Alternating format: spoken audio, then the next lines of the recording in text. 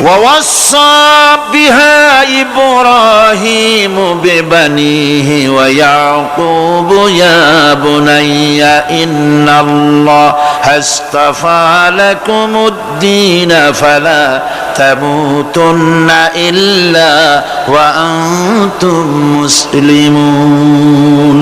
ইয়াকুব এবং ইব্রাহিম আলাইহিস সালাম তার সন্তানদেরকে এই উপদেশ দিয়েছিলেন যে তিনি বলেছিলেন, হে আমার সন্তানেরা, আল্লাহ ছাড়া তোমাদের জন্য আল্লাহ পাক এই দ্বীনকে মনোনীত করেছেন। আল্লাহ পাকের আনুগত্য করবে, তার দ্বীনের প্রতি সারেন্ডার করবে। আর খবরদার মুসলমান না হয়ে যেন তোমরা মরে যেও না। মৃত্যু মুসলমান অবস্থায় থাকবে, অর্থাৎ মৃত্যু পর্যন্ত থাকবে কি অবস্থায়?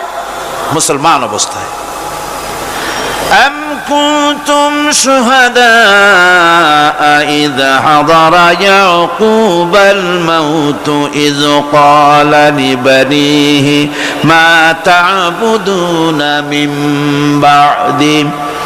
ইয়াকুব আলাইহিস সালাম তার মৃত্যুর সময় জিজ্ঞেস করেছিলেন, ও আমার সন্তানেরা, আমার মৃত্যুর পরে তোমরা কার ইবাদত করবে, তার কার গোলামি করবে? তারা জবাব দিলেন, قالوا نعبد إلهك وإله آبائك إبراهيم وإسماعيل وإسحاق إلها واحدا ونحن له মুসলিমুন। নিঃসন্দেহে আমরা ইবাদত করব, গোলামি করব আপনার রবের, আপনার পিতার রবের, এবং আল্লাহর ইবাদত করব। আপনিও আপনার পূর্বপুরুষ ইব্রাহিম, ইসমাইল যে আল্লাহকে ইবাদত করেছে, সে আল্লাহ পাকের ইবাদত আমরা করব এবং তার অনুগত হয়ে থাকব। দাসত্ব এবং পূর্ণাঙ্গ দাসত্বের গোলামির পূর্ণাঙ্গ নমুনা হচ্ছেন হযরত ইব্রাহিম আলাইহিস সালাম। আল্লাহর গোটা জমিন যখন শিরকের অন্ধকারে ডুবে গিয়েছিল, তখন হযরত ইব্রাহিম আলাইহিস সালাম তাওহীদের আলো জ্বালিয়ে দিয়েছিলেন। এই নিবেদিতদের ইমাম হিসেবে আল্লাহ পাক তাকে ঘোষণা দিলেন। কোরআনে কারীম বলছে, وَإِذَ ابْتَلَى إِبْرَاهِيمَ رَبُّهُ بِكَلِمَاتٍ فَأَتَمَّهُنَّ قَالَ إِنِّي جَاعِلُكَ لِلنَّاسِ إِمَامًا। ইব্রাহিমকে তার রব কয়েকটি বাক্য দিয়ে পরীক্ষা করলেন এবং তিনি সেই পরীক্ষাগুলোতে পাশ করলেন। তখন আল্লাহ রাব্বুল আলামিন তাকে বললেন যে আমি তোমাকে গোটা বিশ্ব মানবতার জন্য, গোটা বিশ্বের সমস্ত মানুষের জন্য আমি তোমাকে নেতা বানাবো। সুবহানাল্লাহি ওয়া বিহামদিহি। প্রথম পরীক্ষা হলো, গতকাল বলেছি, সে আগুনের পরীক্ষা। সেখানে আল্লাহ পাক তাকে পাশ করালেন, তিনি পাশ করলেন। দ্বিতীয় পরীক্ষা ছিল বিবি এবং নবজাতক সন্তানকে নিয়ে আল্লাহ হুকুম করলেন, এই বিবি আর বাচ্চারে নিয়ে মরুভূমিতে রেখে আসো। মরুভূমিতে যেখানে ঘর নাই, বাড়ি নাই, সেই জায়গায় বিবি এবং বাচ্চাকে রেখে যাওয়ার সময় তিনি বললেন, রব্বানা ইন্নী আসকানতু মিন যুররিয়াতি বিওয়াদিন গায়রি যী যারইন ইনদা বাইতিকাল মুহাররাম। হায় আল্লাহ রাব্বুল আলামিন, আমি পানি এবং তরুলতাবিহীন এক মরুভূমির ভিতরে আমার বংশের একটি অংশকে এখানে রেখে গেলাম। তোমার ঘরের কাছে পুনর্বাসিত, আমি তাদের কাছে, এই ঘরের কাছে, সম্মানিত ঘরের কাছে রেখে গেলাম। পরীক্ষায় তিনি পাশ করলেন। হযরতে হাজেরা প্রশ্ন করলেন, ইব্রাহিম, পানি নাই, খাবার নাই, মানুষ নাই, ঘর নাই, বাড়ি নাই, মরুভূমির ভিতরে আমাকে আর আমার বাচ্চারে ফেলে রেখে যাচ্ছ কেন? কোনো জবাব নাই। দুইবার তিনবার প্রশ্ন করলেন। এরপরে তিনি আবার প্রশ্ন করলেন, বললেন, ইব্রাহিম, এটা কি আল্লাহর হুকুম নাকি? হযরত ইব্রাহিম আলাইহিস সালাম নিজের কলিজার টুকরা সন্তান আর বিবিকে রেখে যেতেছেন ভারাক্রান্ত মন নিয়ে। তিনি আকাশের দিকে আঙ্গুল উঁচু করে দেখালেন। হযরত হাজেরা বুঝলেন ইনি তো আল্লাহর পয়গম্বর, আমার কোনো অপরাধে এভাবে ফেলে যাওয়ার কথা নয়। তিনি বুঝলেন এটা আল্লাহর হুকুম। হযরতে হাজেরা বললেন, ইব্রাহিম রে, নিশ্চিন্ত মনে বাড়ি ফিরে যাও, আমার মনে কোনো চিন্তা নাই, কোনো পেরেশানি আর এখন নাই। আল্লাহর হুকুমেই যদি আমাকে মরুভূমির ভিতরে ফেলে যেয়ে থাকো, তাহলে আমি ওই আল্লাহর প্রতি এতটা ভরসা রাখি যে এই মরুভূমির ভিতরে জল পানি শূন্য খাদ্য শূন্য জায়গায় আমি আমার বাচ্চাকে আল্লাহ রব্বুল আলামিন না খাওয়াইয়া মারবেন না। দ্বিতীয় পরীক্ষায় পাশ করল। 3 নম্বরে পরীক্ষা হলো সন্তান বড় হয়ে গেছে, বুদ্ধি হয়েছে, দৌড়াতে পারে। আল্লাহ রাব্বুল আলামিন হুকুম করলেন ছেলেকে জবাহ করো। কত বড় আগুনের পরীক্ষা! কোরআন শরীফ বলছে হযরত ইব্রাহিম আলাইহিস সালাম নিজের ছেলেকে ডেকে নিয়ে বললেন, ইয়া বুনাইয়া ইন্নী আরা ফিল মানামি আন্নী আযবাহুক ফানজুর মাযা তারা। হে আমার কলিজার টুকরা সন্তান, আমি স্বপ্নে দেখেছি যেন আমি তোমাকে জবাহ করতেছি, তোমার রায় কি, তোমার মত কি আমারে শোনাও। ছেলে পয়গম্বর, ছেলে তার জবাবে বললেন, ইয়া আবাতি ফাআল মা তু'মার সাতাজিদুনি ইনশাআল্লাহু মিনাস সাবিরিন। হে আমার আব্বাজান, আপনি যে ব্যাপারে স্বপ্নের ভিতরে আদিষ্ট হয়েছেন আপনি তা কার্যকরী করুন। আমাকে এতটুকু অধৈর্যের মধ্যে পাবেন না, আমাকে ধৈর্যশীলদের মধ্যে পাবেন। আমারে আপনি আল্লাহর হুকুম পালন করেন। আল্লাহ পাক শোনাচ্ছেন, ফালাম্মা আসলামা ওয়া তাল্লাহু লিল জাবিন। পিতা পুত্র দুজনই রাজি হয়ে গেল। পিতা তার ছেলেকে কাঁধ করে গলার উপরে ছুরি ধরেছেন। আল্লাহ রাব্বুল আলামিন ইসমাইল জবাহ হোক এটা আল্লাহ চান নাই, আল্লাহ চেয়েছেন পরীক্ষা করতে। পরীক্ষায় ইব্রাহিম পাশ হয়ে গেলেন। আল্লাহ পাক বলছেন, ওয়ানাদাইনাহু আইয়া ইব্রাহিম قد صدقت الرؤيا إنا كذلك نجزي المحسنين। আমি ইব্রাহিমকে ডেকে বললাম, ইব্রাহিম তুমি তোমার স্বপ্নকে বাস্তবে রূপ দিয়েছো, আর এভাবেই করি আমি মুহসিনদেরকে পুরস্কৃত করে থাকি। আল্লাহ পাক খুশি হলেন। আল্লাহ পাক বললেন, ইন্না হাযা লাবালাউল মুবিন। নিঃসন্দেহে এটি একটি বিরাট পরীক্ষা ছিল। ঠিক কি না গণ? আল্লাহ নিজে বলছেন এটা একটি বিরাট পরীক্ষা, আজিম ইমতিহান। সে ইমতিহানে তিনি পাশ করলেন। পরীক্ষায় উত্তীর্ণ হওয়ার জন্য রব্বুল আলামিন পুরস্কার দিয়া দিলেন। আল্লাহ পাক বললেন, সালামুন আলা ইব্রাহিম। পড়েন সবাই, সালামুন আলা ইব্রাহিম। ইব্রাহিমের প্রতি আল্লাহ পাক বললেন, ইব্রাহিমের প্রতি সালাম রইল। সুবহানাল্লাহি ওয়া বিহামদিহি। ইবাদত এর আনুগত্যের এই উৎকৃষ্ট দৃষ্টান্ত স্থাপনের পর আল্লাহ পাক তার গোটা বিশ্বের মুসলমানদেরকে কিয়ামত পর্যন্ত ইব্রাহিম আলাইহিস সালামকে জাতির পিতা বানায়া দিলেন। সুবহানাল্লাহ কইতে ইচ্ছা করে না? এরকমের পরীক্ষা কোন পিতারা দিতে পারছে নাকি? গোটা বিশ্বের সমস্ত মানব মণ্ডলীর জন্য আল্লাহ পাক ইব্রাহিম আলাইহিস সালামকে কিয়ামত পর্যন্ত জাতির পিতা হিসাবে ঘোষণা করেছেন। সুবহানাল্লাহ। মিল্লাতা আবিকুম ইব্রাহিম হুয়া সাম্মাকুমুল মুসলিমিন। তোমরা তোমাদের পিতা ইব্রাহিমের মিল্লাতের উপর প্রতিষ্ঠিত হও। আল্লাহ পাক বলছেন, তোমাদের পিতা ইব্রাহিমের মিল্লাতের উপরে প্রতিষ্ঠিত হও, আর আল্লাহ তোমাদের নাম রেখেছে মুসলমান। তোমরা হচ্ছে মুসলমান। আমাদের পরিচয়, ওই যে পরিচয়ের কথা আগে হয়ে গেছে, আমাদের পরিচয় আমরা মুসলমান। আমাদের পরিচয় কি? মুসলমান। এটা প্রথম পরিচয়। ইবাদতের পূর্ণাঙ্গ মাপকাঠি হিসেবে আল্লাহ পাক হযরত ইব্রাহিম আলাইহিস সালামকে দুনিয়াবাসীর সামনে পেশ করেছেন। কোরআন বলছে, ইহুদি এবং খ্রিস্টানেরা মুসলমানদেরকে বিভ্রান্ত করতে চায়। তারা বলে, ওয়াকালু কুনু হুদান আও নাসারা তাহতাদু কুল বাল মিল্লাতা ইব্রাহিমা হানিফা ওয়া মা কানা মিনাল মুশরিকিন। ইহুদিরা বলে ইহুদি হও তবেই তোমরা সঠিক পথ পাবা। খ্রিস্টানের বলে খ্রিস্টান হও তবেই তোমরা সঠিক পথ প্রাপ্ত হবে। আল্লাহ পাক বলছেন এদের সকলকে বলে দাও বরং তোমরা সব পরিত্যাগ করে মিল্লাতে ইব্রাহিমের ভিতরে শামিল হয়ে যাও। এটাই মুক্তির পথ, এটাই নাজাতের পথ, এটাই আল্লাহর পথ। সুবহানাল্লাহি ওয়া বিহামদিহি।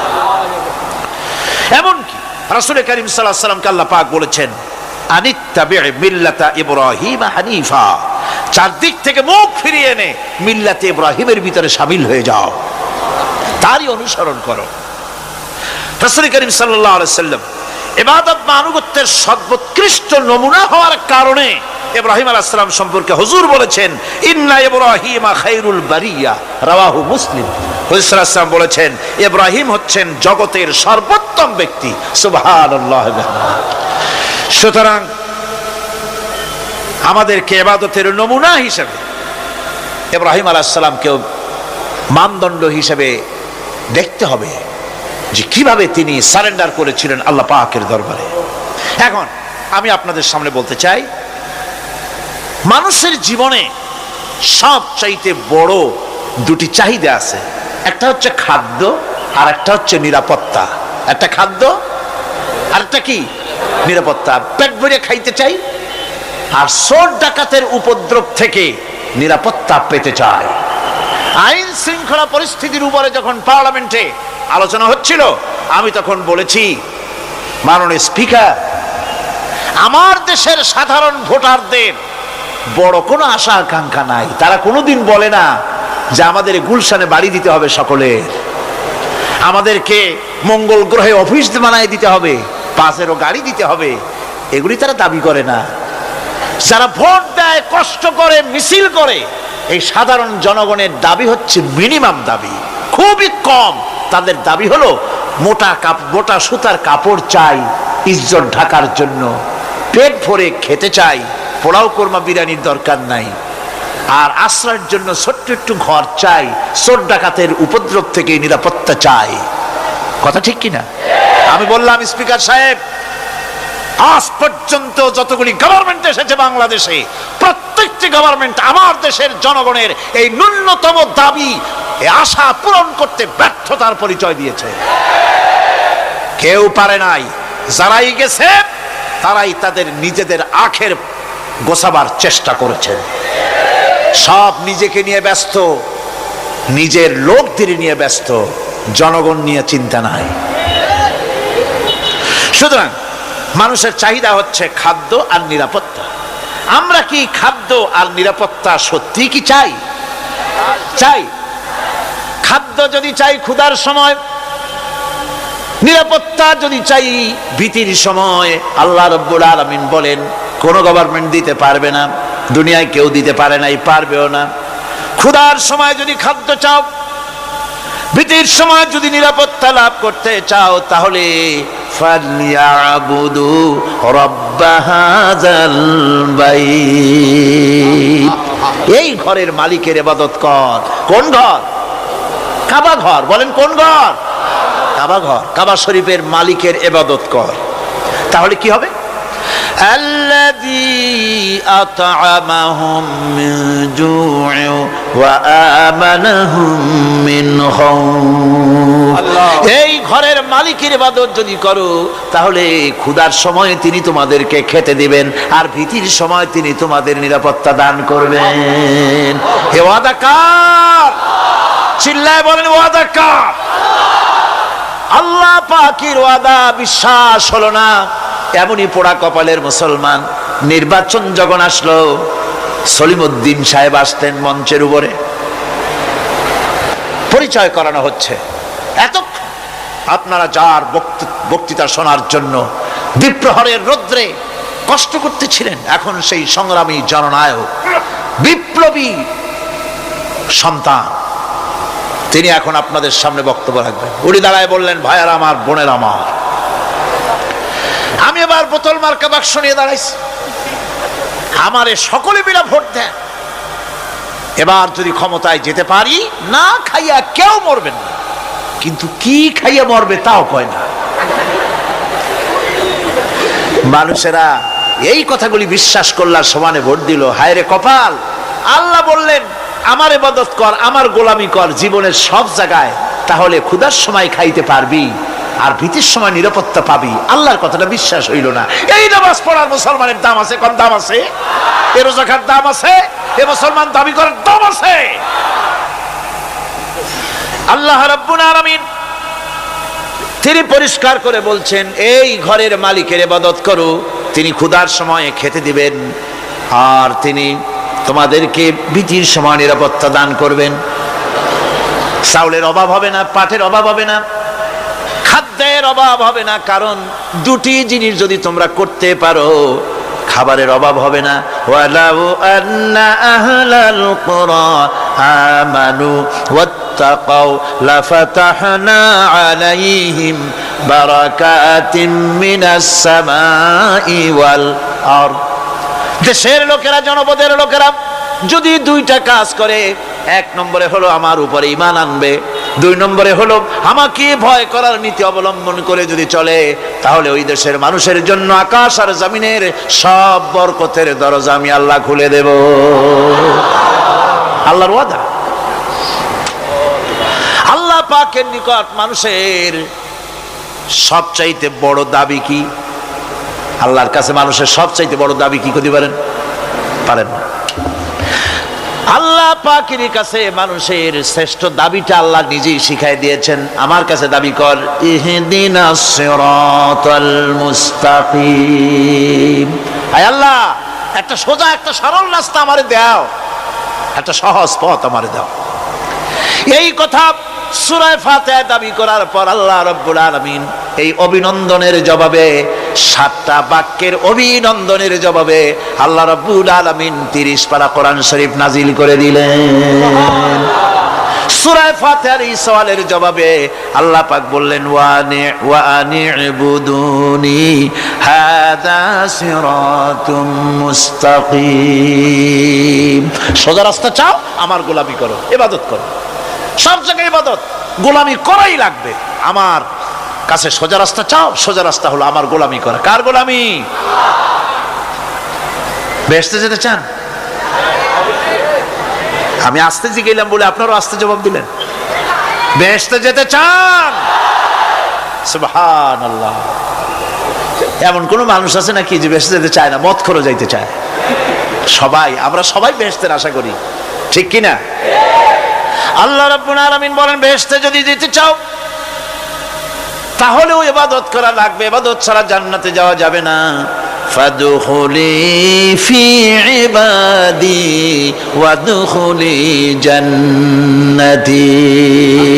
সর্বপ্রথম আমার বান্দার মধ্যে দাখিল হয়ে যা, আমার গোলামির মধ্যে দাখিল হওয়া, আমার গোলাম হয়, এরপরে আমার জান্নাতে চলে যা। আগে গোলাম হবি, তারপরে কোথায় যাবি? জান্নাতে যাবে। আগে গোলাম হ, আগে গোলামির খাতায় নাম লেখা, আগে সত্যিকারের আমার বান্দা হ, গোলাম, এরপরে জান্নাতে যাওয়া যাবে। জান্নাতে যাইয়া আল্লাহর সাথে কি দেখা করতে চাই? আল্লাহর সাথে দেখা করতে চাই। আল্লাহ রাব্বুল আলামিন বলেন, ফামান কানা ইয়ারজু লিকা রাব্বিহি ফালইআমাল আমালান সালিহান ওয়া লা ইউশরিক বিইবাদাতি রাব্বিহি আহাদা। তোমাদের মধ্যে যদি কেউ আল্লাহর সঙ্গে, তার রবের সঙ্গে যদি কেউ দেখা করতে চায়, তাহলে সে যেন ভালো ভালো কাজ করে, নেক কাজ করে, আর তোমার রবের সাথে অর্থাৎ আল্লাহ রাব্বুল আলামিনের সাথে ইবাদতের মধ্যে যেন কাউকে শরীক না করে। শিরক যদি না করো, খাঁটি গোলাম, খাঁটি বান্দায় যদি পরিণত হতে পারো, কিয়ামতের দিন আল্লাহ রাব্বুল আলামিনের সঙ্গে দিদার নসিব হয়ে যাবে। এই গোলামি করব কতদিন? কতদিন গোলামি করব? এই প্রশ্নের জবাবে আল্লাহ রাব্বুল আলামিন কোরআনে কারীমের মধ্যে জবাব দিয়ে দিয়েছেন, ওয়া'বুদ রাব্বাকা হাত্তা ইয়াতিয়াকাল ইয়াকিন। মৃত্যু পর্যন্ত, যতক্ষণ না নাক দিয়ে শেষ প্রশ্বাসটি, নিঃশ্বাসটি বেরিয়ে যাচ্ছে, ততক্ষণ পর্যন্ত আনুগত্য, গোলামি সবটা হবে কার? জোরে চিল্লায় এখন কার? এই গোলামি জীবনের সব ক্ষেত্রে করতে পারলে আমরা মুসলমান, আর করতে না পারলে মুসলমান নামে মুনাফিক। না পারলে কি? মুনাফিক। বন্ধুগণ, ইয়াকা নাবুদু পর্যন্ত বলে ওয়াইয়াকা নাস্তাইনের কথাটা শোনাচ্ছি। সূরা ফাতিহার ভিতরে আমরা পড়ি, পড়েন আমার সাথে, ইয়াকা না'বুদু ওয়া ইয়াকা নাস্তাইন। হে আল্লাহ, একমাত্র তোমার গোলামি করি আর একমাত্র তোমার কাছে সাহায্য চাই, তুমি ছাড়া কারো কাছে সাহায্য। এটা কি ঠিক? এটা কি আমাদের মনের কথা, ইমানের কথা? আল্লাহ করুন, আল্লাহ করুন, বলি আমিন। হাদিস শরীফে বলা হয়েছে, ইজা সাআলতা ফাসআলিল্লাহ ওয়া ইজা ইসতাআনতা ফাসতাইন বিল্লাহ। কিছু চাইতে হলে আল্লাহর কাছে চাও, কিছু বলতে হলে, ভিক্ষা করতে হলে আল্লাহর কাছেই ভিক্ষা করো। কার কাছে ভিক্ষা করবেন? আল্লাহর কাছে বলুন। আমার বন্ধুগণ, আমি আমার ঈমান থেকে কথা বলি, আমি আমার ঈমান থেকে কথা বলি। কোরআন এবং হাদিস পড়ে যতটুকু আল্লাহ বোঝার তৌফিক দিয়েছেন সেই কথাগুলি পেশ করার জন্য চেষ্টা করি। বন্ধুগণ, এদিক ওদিক কোনো দিকে না ঘুরে মসজিদে যান, মসজিদে গিয়ে নামাজ পড়েন আর আল্লাহর কাছে হাত পেতে আল্লাহরে বলেন। সেজদা গিয়া যখন রব্বুল আলামিনের দরবারে কিছু চাইবেন, হুজুরের কাছে জিজ্ঞেস করা হয়েছে, হুজুর, বান্দা কখন আল্লাহর নিকটবর্তী হয়ে যায়? আল্লাহর নবী বলেছেন, বান্দা যখন সেজদা দেয় তখন বান্দা একেবারে আল্লাহ পাকের কাছে চলে যায়। আল্লাহর কাছে চান, যা দরকার, ছেলে নাই, মেয়ে নাই, বউ নাই, অথবা চাকরি নাই, প্রমোশন চাই, ব্যবসায় উন্নতি চাই, যা দরকার কাকে বলবেন? মনটাকে পরিষ্কার করুন, আজকে মনটাকে সাফ করুন, সমস্ত দুর্বলতা থেকে মনকে উঠায় আনো, বিশ্বাস করুন, যা চাওয়ার, যা বলার সবটা আল্লাহর কাছে। কার কাছে? আমি তার গোলাম। আমি কার গোলাম? আল্লাহ ছাড়া কারো কাছে আমার অভিযোগ তুলবো না, সবটা বলবো আল্লাহর কাছে। বলে দেখেন, বলে দেখেন আল্লাহ পাক কিভাবে আপনাকে সাহায্য করেন। সুবহানাল্লাহ। ভাইরা আমার, আল্লাহ রাব্বুল আলামিন রাসূল করিম সাল্লাল্লাহু আলাইহি ওয়াসাল্লামকে বলেছেন, ফাইদা ফারাগতা ফানসাব ওয়া ইলা রাব্বিকা ফারগাব। যখন তুমি খালি হাত হয়ে যাবে, দাঁড়িয়ে যাবে এবং তোমার রবের কাছে মিনতি জানাবে, কিছু যখন থাকবে না, তোমার রবের কাছে দাঁড়ায় যাও আর তার কাছে মিনতি জানাও, তোমাকে আল্লাহ ভরপুর করে দিবেন। ভান্ডের কোনো অভাব নাই। আমাদের ভান্ড হচ্ছে যত দেব তত কমবে, আর আল্লাহর ভান্ড যত দেয় তত সমান সমান থাকে, মোটেই কমে না, মোটেই কমে না। সুতরাং দয়াল বাবা, বাবাজান, কেবলাজান বাবা কি যে কবে আর কি করবে দিশা করতে পারে না। গান বাজনা, তারপরে গোসল শরীফ, কি জানি হাবিজাবি শরীফ, কোন শেষ বেদাত দিয়ে ভরে গেছে। এগুলি বিশ্বাস করবেন না, বিদআত খারাফা, এর সাথে মুসলমানের কোনো সম্পর্ক নাই। গান বাজনার সাথে মুসলমানের কোনো সম্পর্ক। হাতে কতগুলো ঢোল নিয়ে তারপরে মাজারের কাছে গিয়ে ঢোল বাজায়, কবরের কাছে, মাথায় কতগুলো চুল, দাঁতে ময়লা, মোষগুলা ঠোঁট দুইটা ঢাইকিয়া দাড়ির কাছে এসে পড়ছে। হায় হায় রে, এই রকমের মোষ আমি মাঝে মধ্যে চিন্তা করি যে দই খায় কেমনে এরা। গাঁজা মদ খাইয়া এগুলো মাজার মধ্যে গিয়ে পড়ে থাকে, আর কি জানি আছে ওইটারে ঘষে এলো আর বলে মদিনা যাব কেমনে, মদিনা যাব কেমন। তুই মদিনা যাবি কেমনে? মদ খেয়ে গাঁজা খেয়ে তুই যাবি মদিনা? একটা কথা হইলো? তোর নাপাক কদম আল্লাহ পাকের আরদে মুকাদ্দাসে উঠতে পারে না। বদকার, জিনাকার, শারাবি, কাবাবি, আল্লাহ পাকের নাফরমান। কতগুলা শালু কাপড় গায়ে দিয়া, মাথায় কতগুলো চুল রাখিয়া, তারপরে গ্রামের নামে শরীফ। আশ্চর্য কথা, এই গ্রামের নাম শরীফ, ওই গ্রামের নামের মাথায় গিয়া শরীফ। শরীফ তো মক্কা শরীফ, মদিনা শরীফ, কোরআন শরীফ, হাদিস শরীফ। আর শরীফের দরকার নাই। শরীফের জাত মারছে গ্রামে গ্রামে শরীফ লাগাইয়া। কর্ণফুলী শরীফ, চন্দ্রকোনা শরীফ। আশ্চর্য কথা, শরীফ শব্দের একটা ইজ্জত থাকা উচিত, ঠিক কিনা কন? আপনাদেরকে সতর্ক হতে হবে। আনুগত্য এবং গোলামি সকল ব্যাপারে আল্লাহ পাকের করতে হবে, চাইতে হবে কার কাছে? আল্লাহর কাছে। আমার ওই কথা আপনাদের মনে আছে কিনা জানি না, সম্রাট শাহজাহানের সময় এক ফকির, এক ভিক্ষুক ভিক্ষা করে বেড়াতো। 70-80 বছর বয়স হয়ে গিয়েছে। এক লোক বলছে, সারা জীবন তো তোমারে ছোটবেলা থেকে ভিক্ষা করতে দেখলাম। সে বলল, মানুষের দেয় তো 2 পয়সা 1 পয়সা, ভিক্ষা ছাড়া করবোটা কি?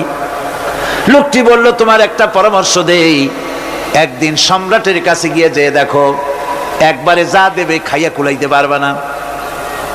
সম্রাট শাহজাহান কোথায় আছে এখন? দেখো গিয়া মসজিদে আছে।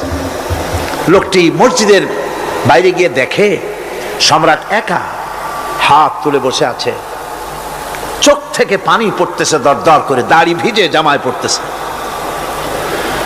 বহুক্ষণ দাঁড়িয়ে আছে। এরপরে সম্রাট তার মুনাজাত শেষ করে বেরিয়ে আসছেন। ফকিরের সঙ্গে দেখা। ফকির বলল, আসসালামু আলাইকুম। তিনি বললেন, ওয়ালাইকুম আসসালাম ওয়া রাহমাতুল্লাহ। ফকির রওনা করেছে। বাদশা বলছে, তুমি তো একজন ভিক্ষুক মানুষ বলি মনে হয়, আমার কাছে তো কেউ কিছু না চাইয়া যায় না, তুমি যে কিছু না চেয়েই চলে যাচ্ছ। ভিক্ষুক বলছে, জাহাপানা, সত্যি কিছু চাইতে এসেছিলাম আপনার কাছে, কিন্তু আপনার অবস্থা দেখে আমার জ্ঞানের চোখ খুলে গেছে। আমি দেখতে পেলাম আমি যে সম্রাটের কাছে ভিক্ষা চাইতে আসলাম, আমি তো শুধু তাকায় আছি, আমি তো কান্দি না, বরং আমি যার কাছে চাইতে এসেছি তিনি আমার চাইতে আরো নগণ্য ভিক্ষুকের মতো হয়ে কার কাছে যেন হাত পেতে চোখের পানি ফেলে কান্দে। মনে মনে ভাবলাম, সম্রাট কান্দে যে সম্রাটের কাছে, ওই আল্লাহ ছাড়া জীবনে কারো কাছে কিছু চাইব না। আল্লাহর কাছে চাওয়ার অভ্যাস করুন, তিনি দিতে পারেন, সবকিছু তার আছে। এই বিশ্বাস মনের ভিতরে জমাতে হবে, তাহলেই সত্যিকারের মুসলমান আমরা হব। আল্লাহ পাক সত্যিকারের গোলাম আমাদেরকে বানাবেন, আমরা বলি আমিন। কিয়ামতের দিন কোন বুড়ো মানুষ বেহেশতে যাবে না, সব যুবকরা যাবে। বেহেশতে যাবে কারা? বুড়োরা বোধহয় ভয় পেয়ে গেছেন। রাসূল পাক সাল্লাল্লাহু আলাইহি ওয়াসাল্লাম বলেছেন, আমার কথা না, হুজুর বলেছেন কোন বুড়ো মানুষ বেহেশতে যাবে না, কোন কালো মানুষ বেহেশতে যাবে না। এখন রাসূল যদি বলেন, তার কথাই তো আইন। হুজুর বলেন কালো মানুষ বেহেশতে যাবে না, একটা কালো মানুষ কান দিয়ে তো পড়েই গেছে। হুজুর বলেন, কেঁদো না, তুমি যখন বেহেশতে যাবে চাঁদের মতো সুন্দর চেহারা নিয়ে বেহেশতে যাবে। বুড়ার কান্না দেখে হুজুর বলছেন, কেঁদো না, তুমি যখন বেহেশতে যাবে আল্লাহ তোমার যুবক বানায় পাঠায় দিবে। যেহেতু বেহেশত হচ্ছে যুবকদের জন্য, সুবহানাল্লাহ ওয়া বিহামদিহি। অত নাজ নিয়ামত, অত আনন্দ, বুড়া মানুষে তো খাইয়ে খুইয়ে বেহেশত নষ্ট করে ভালো হবে। এই জন্য যৌবন দরকার, স্বাস্থ্য দরকার বেহেশত উপভোগ করার জন্য। সেই জন্য বেহেশতে যাবে কারা? তরুণেরা যাবে। কারা যাবে?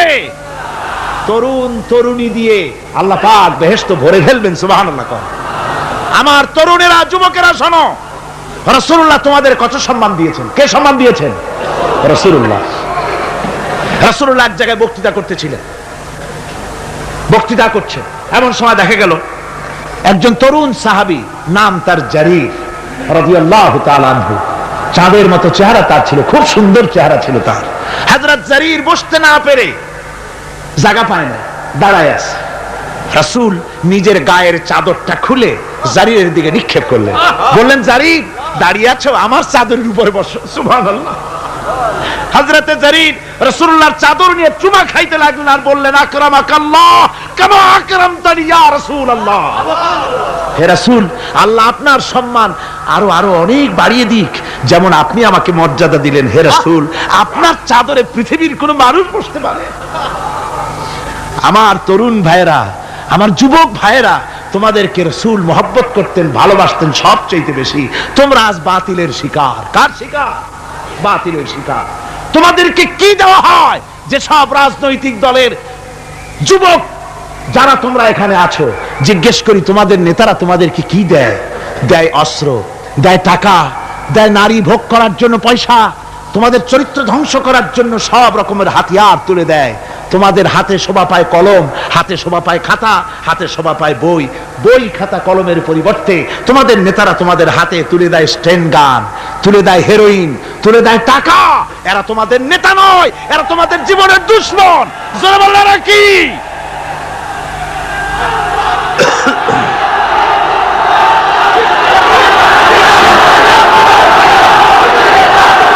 আমার যুবক ভাইয়েরা, আমার কলেজ ইউনিভার্সিটির ছাত্র ভাইয়েরা, একটুখানি মাথা খাটায় চিন্তা করো, তোমার নেতারা যারা ঢাকা থেকে আসে বা এখানে বাস করে, ওই নেতারা যখন রাজনৈতিক প্রোগ্রাম করতে আসে তখন কি একবারের জন্য তোমাদেরকে বলে, ও ছেলেরা তোমরা কি নামাজ ঠিক মতো পড়ো কিনা?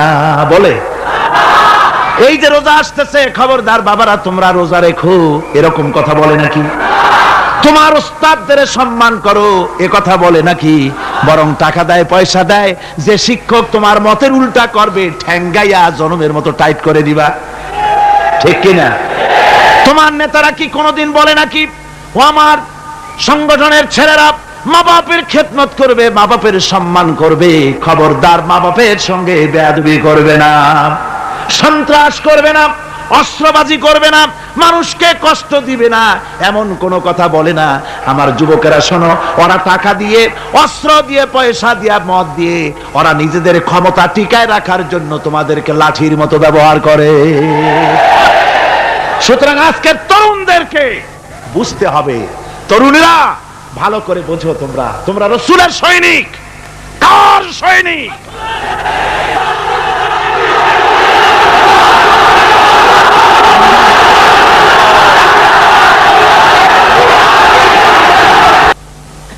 তরুণেরা, যুবকেরা, তোমাদের এগিয়ে আসতে হবে, নির্যাতিত মানবতার পাশে তোমাদেরকে দাঁড়াতে হবে। আল্লাহ রাব্বুল আলামিন বলেছেন, ওয়ালা তাকুলু লিমান ইউকতালু ফি সাবিলিল্লাহি আমওয়াত বাল আহইয়াউ ওয়ালাকিন লা তাশউরুন। আল্লাহ রাব্বুল আলামিন বলেন, আমার রাস্তায় যারা নিহত হয়েছে, আমার রাস্তায় যারা জীবন দিল, ওরা মরে গেছে এই কথা তোমরা বলো না, ওরা জিন্দা। ওরা কি?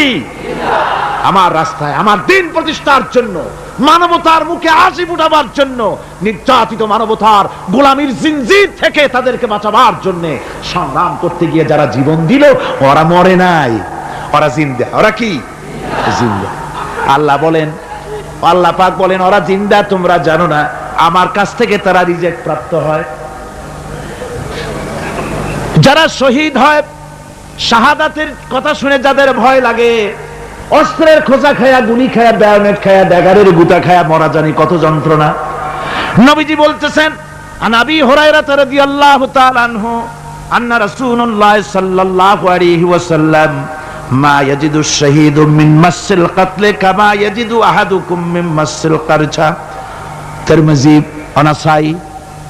আল্লাহ নবী বলেছেন, হযরত আবু হুরায়রা হাদিসটি বর্ণনা করেছেন, নবীজি বলেছেন, শাহাদাতের মওত হলো তোমাদের কেউ যদি আরেকজনকে একটা চিমটি কাটে, ওই চিমটি কাটায় যতটুকু যন্ত্রণা, শাহাদাতের মওতের এর চাইতে বেশি কিছু যন্ত্রণা নয়। শাহাদাতের মওতটা হচ্ছে একটা সেতু।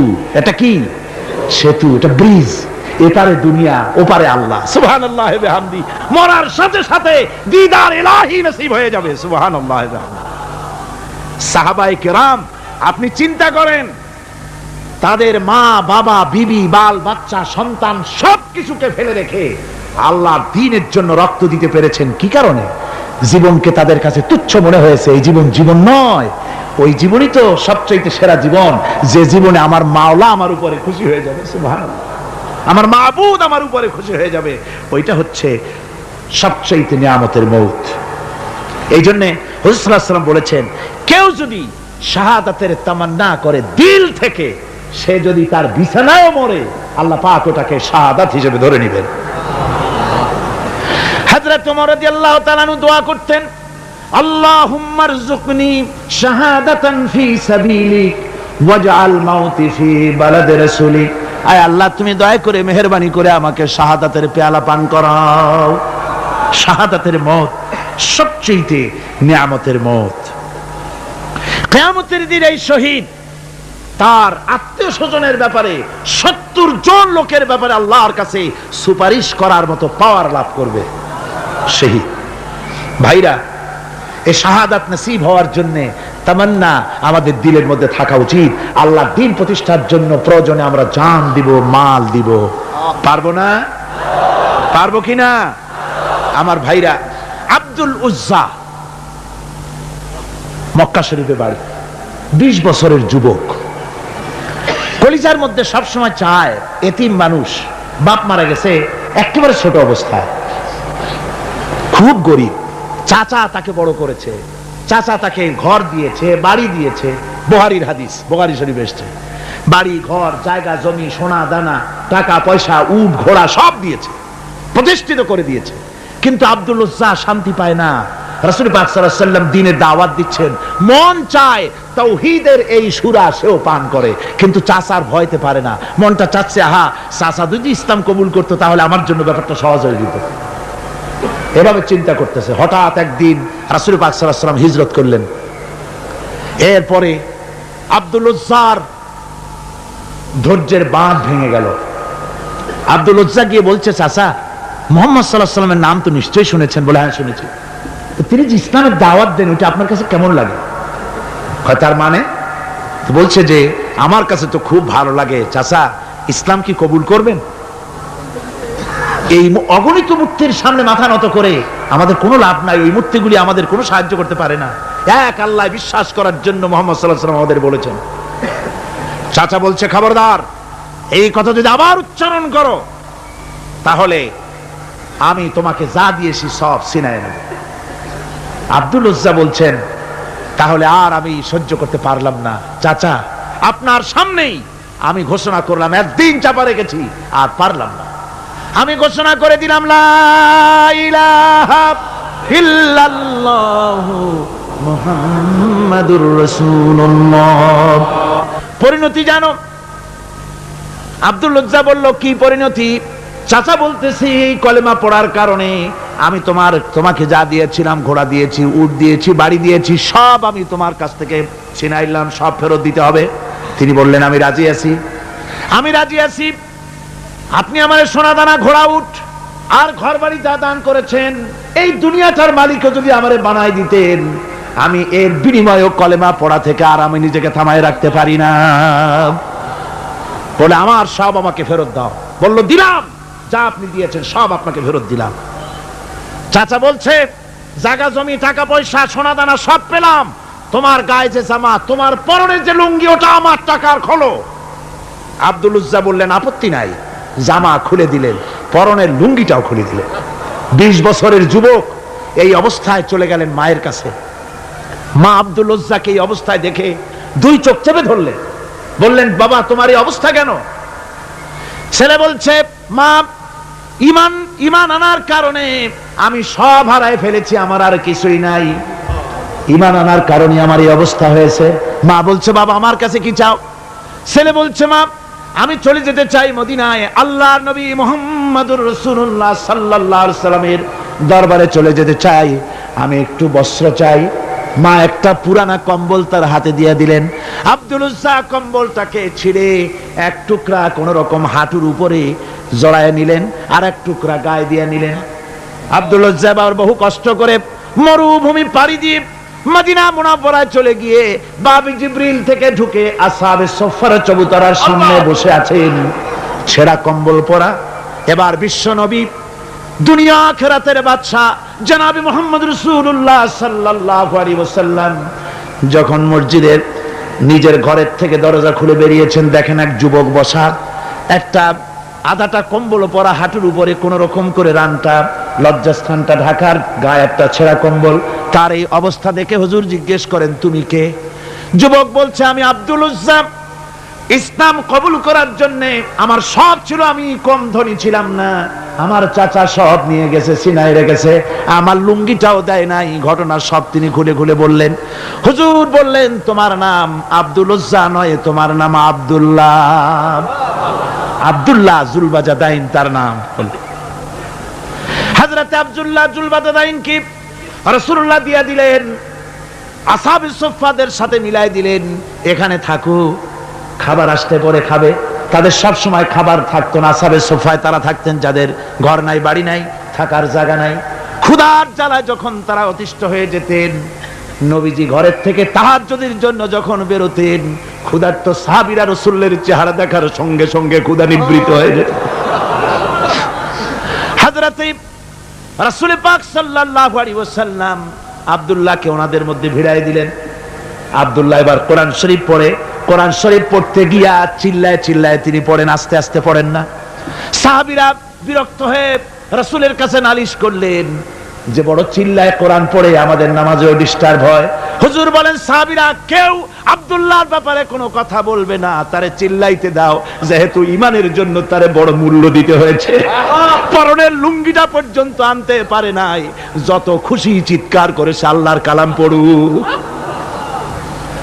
তাবুকের যুদ্ধ, রাসূলুল্লাহ তাবুকের দিকে রওনা করেছেন, 30,000 সৈন্য নিয়ে রওনা করেছেন। ওই জিহাদে মানুষেরা প্রাণ ভরে রাসূলুল্লাহকে সাহায্য করেছেন। মেয়ে লোকেরা নাকের ফুল, কানের দুল, গলার হাল খুলে খুলে রাসূলের কদম মোবারকে দিয়ে দিয়েছে। ধনীরা টাকা পয়সা সব দিয়েছে। হযরত আবু বকর তো যা ছিল সব এনে দিয়েছে, কিছু ছিল না ঘরে। রাসূল রওনা করলেন। প্রতিমধ্যে হযরত আব্দুল্লাহ জুলবাজাদাইন আল্লাহর নবীর খেদমতে হাজির হয়ে বলেন, হুজুর সবাই তো সব দিল, আমার কিছুই নাই, কিছু দিতে পারলাম না।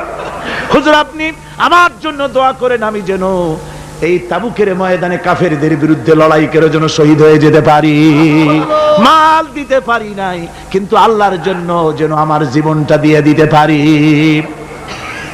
ও চট্টগ্রামের যুবকেরা, তরুণেরা, তোমাদের মতো 20 বছরের তরুণ হযরত আব্দুল্লাহ জুলবাজাদাইন শাহাদাতের তামান্না করে রিসালাতে মাহবের কাছে দাঁড়িয়েছেন। হুজুর বললেন, একটা গাছের বাকল নিয়ে আসো। একজন একটা বাকল নিয়ে এলো। রাসূলুল্লাহ ওই বাকলটা আব্দুল্লাহ জুলবাজাদাইনের হাতে লাগাই দিলেন। রাসূলুল্লাহ বললেন, আয় আল্লাহ, আমি আব্দুল্লাহর রক্ত কাফেরদের জন্য হারাম করে দিলাম। হযরত আব্দুল্লাহ বলছেন, ইয়া রাসূলুল্লাহ, আমি চাইছিলাম শহীদ হব, আর আপনি আমার রক্তটা হারাম করে দিলেন কাফেরদের জন্য।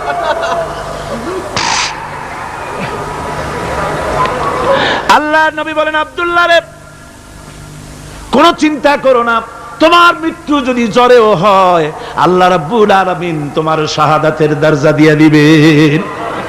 তাবুকের প্রান্তরে চলে গেলেন। কয়েকদিন ওই তাবুকের ময়দানে থাকায় রাসূলের কাছে খবর এলো আব্দুল্লাহ মারাত্মক জ্বরে আক্রান্ত হয়ে ইন্তেকাল করেছেন।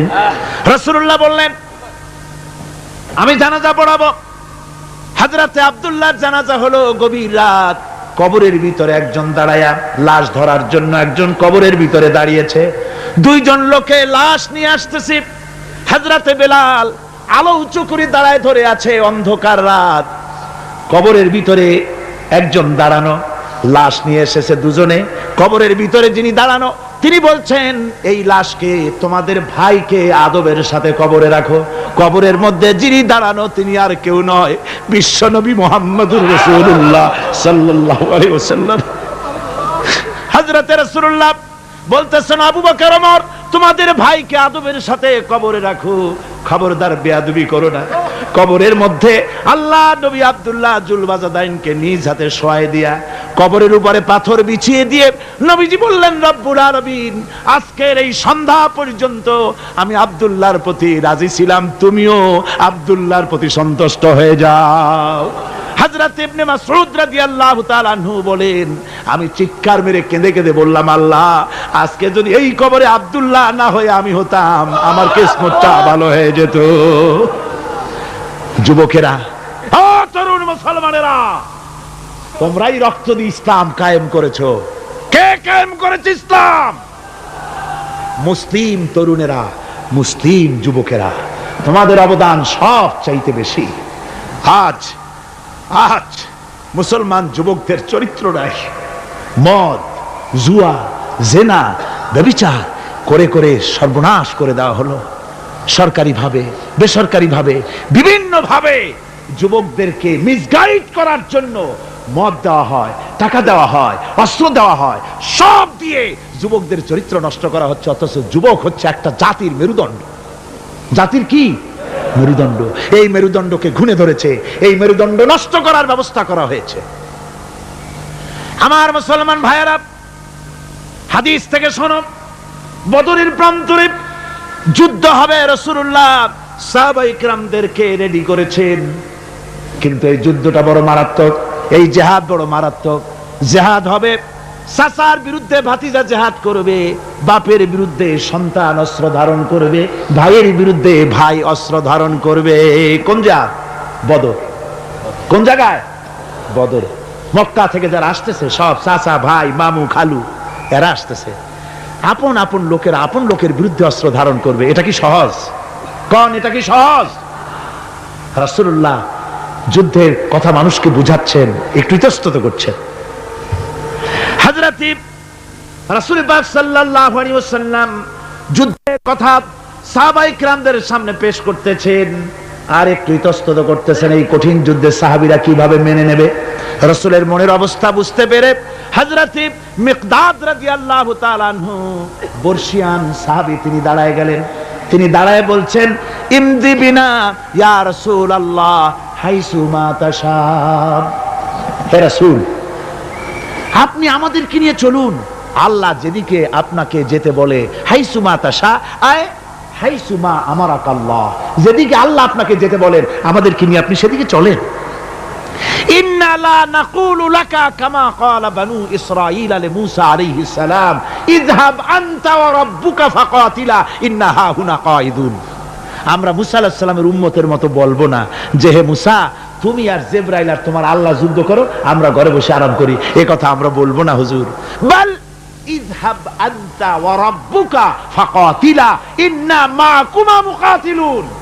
হে রাসূল, বরং আমরা বলবো আপনি যুদ্ধ করুন, আপনি আমাদের নিয়ে চলুন, আমরা লড়বো আপনার সাথে কাফেরদের বিরুদ্ধে, ততক্ষণ পর্যন্ত লড়বো মা দামাত আইনুম মিন্না তাতাররাফ। ও রাসূল, যতক্ষণ আমাদের চোখের একটা পাতাও নড়ে ততক্ষণ আপনার সাথে আমরা লড়বো। সুবহানাল্লাহ। মানে জীবন যতক্ষণ আছে আপনার সাথী হয়ে কাফেরদের বিরুদ্ধে লড়তে থাকবো। হুজুর খুব খুশি হয়ে গেল। হুজুর কি হলেন? দারুণ খুশি হয়ে গেল। আল্লাহ নবী খুশি হয়ে বললেন, ও সাহাবীরা, তোমাদের মানসিক অবস্থা যখন এই কুবু বিনা ইলা জান্নাতিন জান্নাতুন আরদুহা কারদিস সামাওয়াতি ওয়াল আরদ।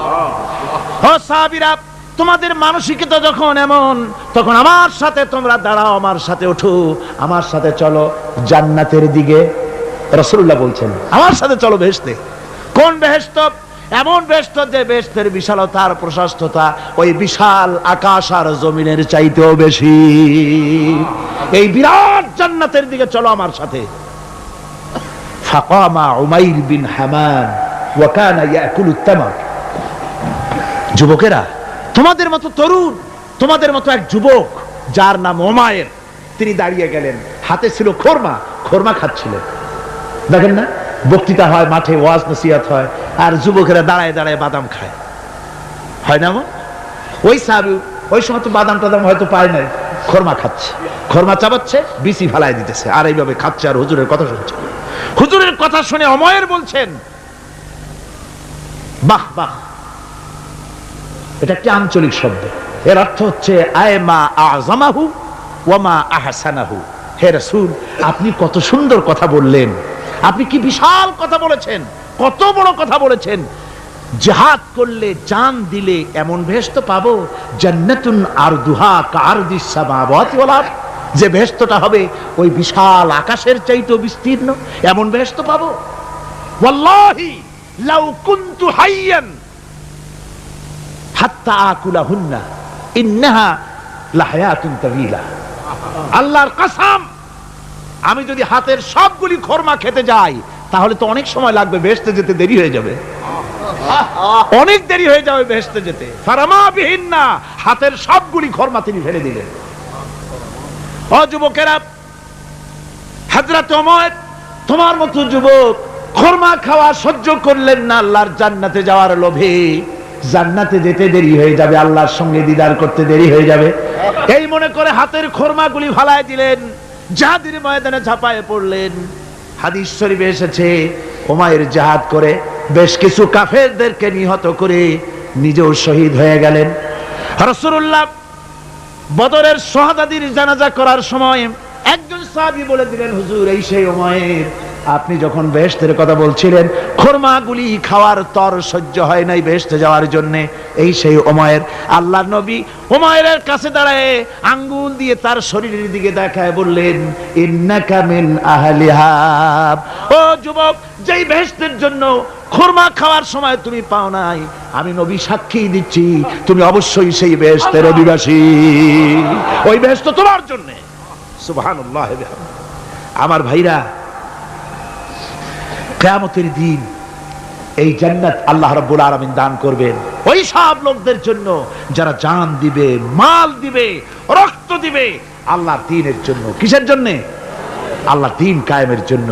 যারা জান মাল ওয়াকফ করে দেবে, জীবনকে উৎসর্গ করে দেবে, তাদের জন্য আল্লাহ পাক এই বিরাট নিয়ামত রেখেছেন। তরুণদের বলতে চাই, যুবকদের বলতে চাই, আর বাতিলের পেছনে ঘুরো না, আর তোমার ওই সব নেতাদের পেছনে ঘুরো না যারা নিজেরাও নামাজ পড়ে না, তোমাকেও নামাজের কথা বলে না। ওরা নিজেরা মিথ্যা কথা কয়, তোমরা টের পাও না? কি বলেন, টের পাওয়া যায় না? মারামারি করে নিজেরা আর বদনাম দেয় অপরের উপরে। চোখের সামনে যারা এরকম পারে, চোখের সামনে যারা এরকম পারে, তাহলে রাত দিন 24 ঘন্টা তাদের আমলটা কেমন? এদের পেছনে ঘুরে কোনো লাভ নাই। কোনো লাভ আছে? হ্যাঁ, একটা লাভ আছে। সেই লাভটা হচ্ছে টাটকা কিছু সুখ পেতে পারো, কিছু মদের টাকা, কিছু হোটেলের টাকা, কিছু পরের মেয়ে নিয়ে ঘোরার টাকা, কিছু ভ্রমণের টাকা, কিছু অস্ত্রপাতি, কিছু ত্রাস সৃষ্টি করা। আর ত্রাস সৃষ্টি করবা, কয়টা অস্ত্রের মালিক হইছ? যুবক, তরুণ, বিপদগামী তরুণদের বলবো, সরকার অননুমোদিত অস্ত্র যাদের কাছে আছে, শুনে রাখো, এই অস্ত্র কাউকে ক্ষমা করে না। এই অস্ত্র কাউকে ক্ষমা করে না। সাপ পোষার মতো, যে সাপ তুমি দুধ কলা দিয়ে পোষো, ওই সাপ তোমাকে আবার দংশন করবে। ওঝা মরে না মরে না? সাপ খেলা যারা দেখায় তারা মরে কিনা? ওই সাপেই তাকে কাটে। সুতরাং গভর্নমেন্ট অনুমোদিত অস্ত্র তোমার কাছে, পাইপ গান, রিভলভার, স্টেন গান, এলএমজি, আদমজি, কত রকমের অস্ত্রপাতি যুবকদের কাছে। ঘুম নাই, সারা রাত অস্ত্র থাকে কাছে, আর কি কি লাল পানি খাইয়া চোখ দুইটা থাকে এত বড় বড়, দেখলেও ভয় করে, মাথায় ভাল্লুকের মতো চুল। মানুষ মারো তোমরা, মানুষ মারো।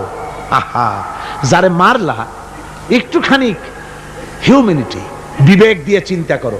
যাকে মেরেছ ওই রাত্রে তার বাড়ির কাছে যাও, ওই রাত্রে গোপনে তার বাড়ির কাছে গিয়ে দেখো তার মা কিভাবে তার সন্তানের জন্য কাঁদতেছে, মায়ের কোলটা খালি হয়েছে বলে কিভাবে কাঁদতেছে, তার বাবা কিভাবে কাঁদতেছে, তার বউ থাকলে কিভাবে ছটফট করতেছে, তার কলিজার টুকরা সন্তান থাকলে কিভাবে আব্বা আব্বা বলে কাঁদতেছে। যারে গুলি করে মেরেছো একবার বাড়ির কাছে গিয়ে কান পাচা শোনো। মনে রাখো যুবক, সন্ত্রাসীরা, শুনে রাখো, অস্ত্র দিয়া মানুষকে যারা মেরেছো, আল্লাহর কসম করে বলি, যেভাবে মেরেছো ওইভাবে তোমাকেও নিহত হতে হবে, কোনো সন্দেহ নাই। বাড়িতে গিয়ে ডায়েরিতে লিখে রাখো আমার কথা। থামুন, বাড়িতে গিয়ে ডায়েরিতে লিখে রাখুন, ডায়েরিতে লিখে রাখো, যদি তুমি কাউকে হত্যা করে তার বউকে যদি বিধবা বানায় থাকো, তোমার বউ বিধবা হবেই, কোনো সন্দেহ নাই। তুমি যদি কারো ছেলেকে এতিম বানায় থাকো, তোমার ছেলেকে আল্লাহ এতিম বানায় রাস্তায় ভিক্ষা করায় ছাড়বেন। তুমি যদি কারো বাপকে মাকে কাঁদায় থাকো, আল্লাহ রাব্বুল আলামিন তোমার মা বাপকে কাঁদাবেন। তুমি যদি বেয়নটের খোঁচা দিয়া, ড্যাগারের খোঁচা দিয়া একটা মানুষকে যদি বুক ফেড়ে থাকো, তোমার বুকটা ঝাঁঝরা করে দেওয়ার মতো অস্ত্র আল্লাহ তৈরি করে রেখেছে। বিশ্বাস করো, বিশ্বাস করো। অননুমোদিত অস্ত্র থানায় জমা দিয়ে দাও, মসজিদে ঢোকো, নামাজ পড়ো, চরিত্রবান হয়ে যাও। তোমাদের প্রতি আমার উদাত্ত দাওয়াত, আমার বুক ভরা দরদ। তোমাদের বিরুদ্ধে আমাদের কোনো বিদ্বেষ নাই, হিংসা নাই, আছে কলিজা বড় দরদ। দেখতে পাচ্ছি জাহান্নামের দিকে যাচ্ছ, এ পথটা কোন দিকের পথ? জোরে বলেন, কোথার পথ? ওই নেতাদের পিছনে আর চলো না, তওবা করো। ওই নেতাদের পিছনে আর যাবে না যারা তোমাদেরকে টাকা দেয় আর অস্ত্র দেয়, যারা তোমাদেরকে মদ দেয় আর নারী দেয়, ওদের পেছনে আর চলবে না। ওয়াদা করো। যুবকরা কি পারবে ওয়াদা করতে? ওই সব নেতাদের পিছনে জীবনে আর যাবে না, ওয়াদা করতে পারো? হাত উঁচু করে দেখাও যুবকেরা।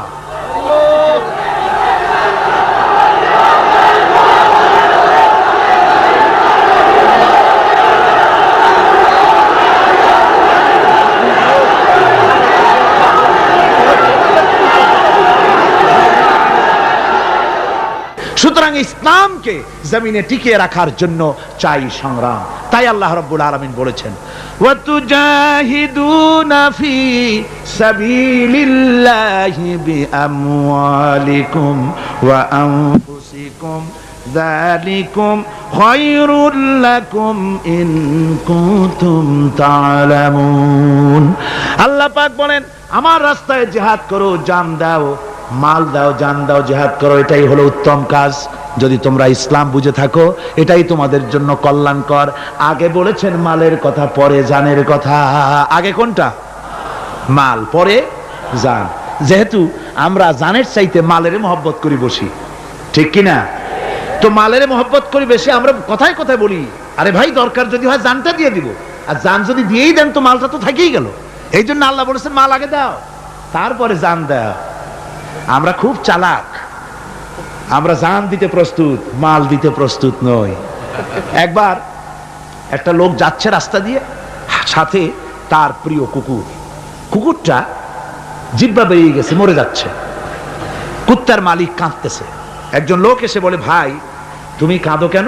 কয় যে আমার এই কুত্তাটা খুব প্রিয় কুকুর, কুকুরটা মরে যাচ্ছে তাই কাঁদছে। কুকুর মরে কেন? কয় কুকুরটা মরতেছে 3 দিন ধরে আমি কোনো খাবার তাকে দিতে পারি নাই, সেই জন্য কুকুরটা মরছে।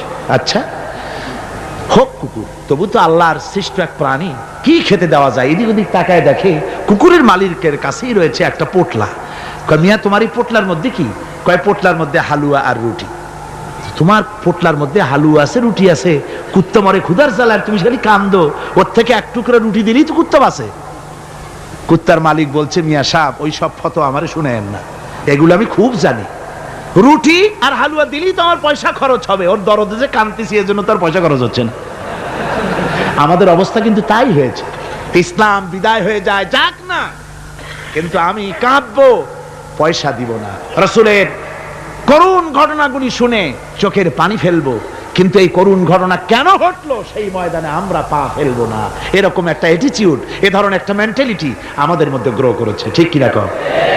আমার ভাইয়েরা, মাল দিতে হবে, জান দিতে হবে, সবকিছুকে উৎসর্গ করে দিতে হবে আল্লাহর দ্বীন প্রতিষ্ঠার জন্য।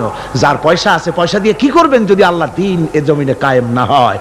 আল্লাহর দ্বীন কায়েম না হলে অসত্য, বদমাশি, শয়তানি, সব রকমের অন্যায় কাজ দিয়ে ভরে যাবে দেশ। ক্রমান্বয়ে অশান্তির দিকে যাবে, শান্তি আসবে কেবলমাত্র ইসলাম প্রতিষ্ঠা হলে পরে। আমাদের অবস্থা হলো যে আমরা ওই কুফাবাসীদের মতো। কাদের মতো? কুফাবাসীদের মতো।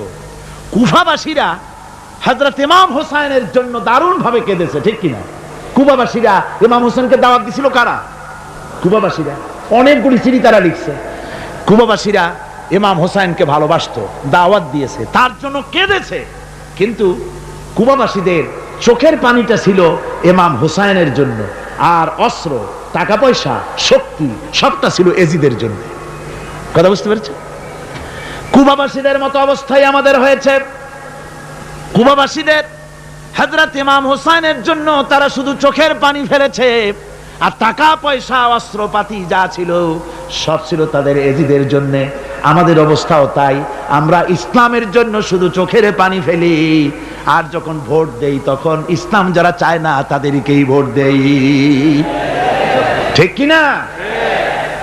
আমাদের টাকা, আমাদের পয়সা, আমাদের ইলেকশন, আমাদের হরতাল, আমাদের ধর্মঘট সব কিছু হচ্ছে ইসলাম যায় না, যারা চায় না তাদের জন্য। আর ইসলামের যখন কথা বলি, ইসলামের কথা শুনলে শুধু চোখের পানিটাই ছাড়ি, মহব্বত চোখের পানি দিয়া শেষ করে দিই, আর কিছুই করি না। আমি একবার এইখানে এই শহরে অনেক বছর আগে একটা জানাজায় শরীক হয়েছিলাম। কোন মাঠে আমার এখন তার মনে নেই। জানাজার পরে যিনি জানাজা পড়ালেন তিনি বললেন, ওই লাশকে সামনে রেখে বললেন, কেন আসিল? তো তখন আমি নতুন নতুন চিটাগাং আসছি, আমি ভাষা ভালো করে বুঝিও না। একজন বললো কেন আসিল? সবাই কইলো গম আসিল। তাই বললাম যে গম আসিল, এই মরা মানুষের সাথে গম, আমি আটা গম সে তাই মনে করেছি যে এটার কি সম্পর্ক। আমি ইমাম সাহেবকে জিজ্ঞেস করলাম যে আপনি বললেন কি, আর জনগণই বা বললো কি? কয় যে আমি জিজ্ঞেস করলাম যে লোকটা কেমন ছিল, তো সবাই বললো ভালো ছিল। তাই বললাম তো ফায়দা কি? ফায়দা এই যে সবাই বললো ভালো, আল্লাহ তারে মাফ করে দিয়া ভালো বলে ভেস্তে পাঠায় দেবে। বলে আশ্চর্য কথা, আল্লাহ কি এইরকম নাকি?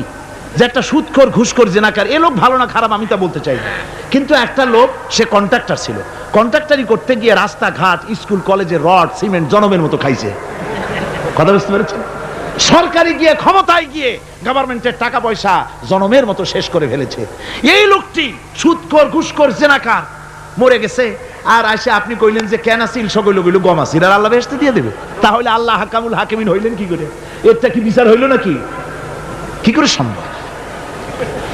আমার বন্ধুগণ, আমরা যখন মরে যাই, মরার পরে আমাদেরকে কবরের মধ্যে রাখা হয়, কবরের ভিতরে রেখে আমাদেরকে বলা হয়, যারা কবরে রাখে তারা বলে, মৃত্যু ব্যক্তিকে কবরে রাখার সময় বলে বিসমিল্লাহি আলা মিল্লাতি রাসূলিল্লাহ, আল্লাহর নামে রসুলের দলে উঠাই দিয়ে গেলাম।